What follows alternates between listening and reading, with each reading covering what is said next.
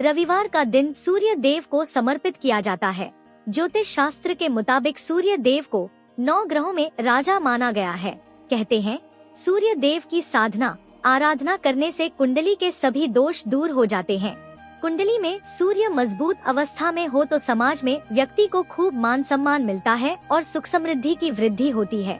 इसलिए सूर्य देव की पूजा के साथ साथ रविवार के दिन इस व्रत कथा को पढ़ने का भी बहुत महत्व है।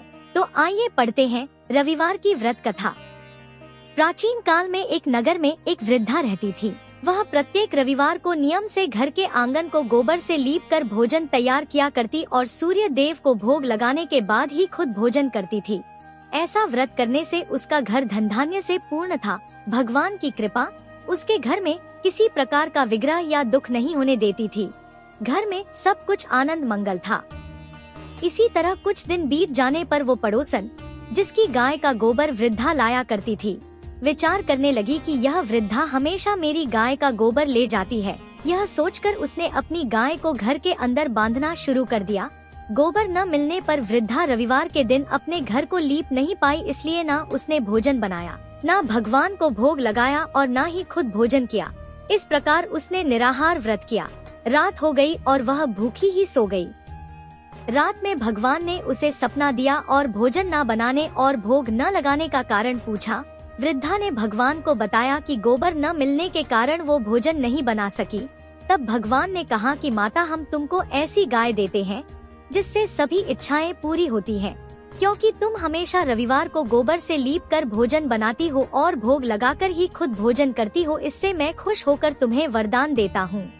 सपने में भगवान का यह वरदान पाकर जब वृद्धा की आंख खुली तो उसने देखा कि आंगन में एक अति सुंदर गाय और बछड़ा बंधे हुए हैं। गाय और बछड़े को देखकर वह खुश हो जाती है और घर के बाहर बांध देती है और खाने को चारा डाल देती है। जब पड़ोसन ने वृद्धा के घर के बाहर अति सुंदर गाय और बछड़े को देखा तो द्वेष भावना से प्रेरित होकर उसका हृदय जल उठा और जब उसने देखा कि गाय ने सोने का गोबर दिया है तो वो गाय का सोने का गोबर ले गई और अपनी गाय के गोबर को उसकी जगह रख दिया। रोजाना वह ऐसा करती रही और सीधी सादी वृद्धा को कानों कान इसकी खबर तक नहीं होने दी। तब सर्वव्यापी ईश्वर ने सोचा कि चालाक पड़ोसन की वजह से वृद्धा ठगी जा रही है, तो उन्होंने शाम के समय अपनी माया से बड़े जोर की आंधी ला दी। आंधी के भय से वृद्धा ने अपनी गाय को अंदर बांध दिया। सुबह जब गाय ने गोबर दिया तो वृद्ध आश्चर्यचकित रह गई और फिर वो रोजाना अपनी गाय को घर के अंदर ही बांधने लगी।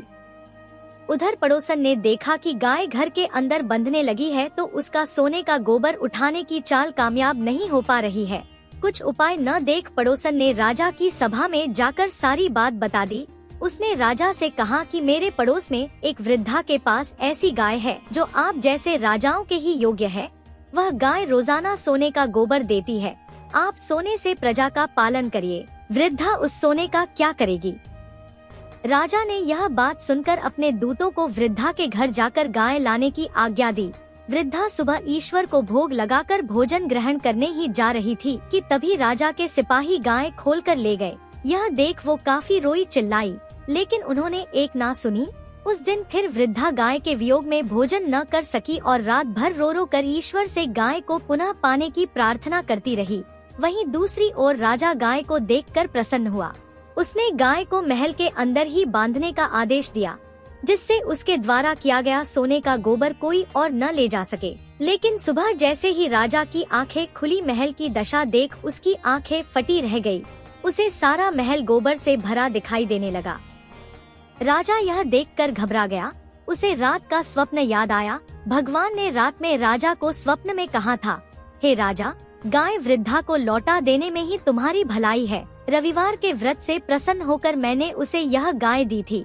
सो राजा ने वृद्धा को बुलाकर बहुत सारे धन के साथ सम्मान सहित गाय और बछड़ा लौटा दिया।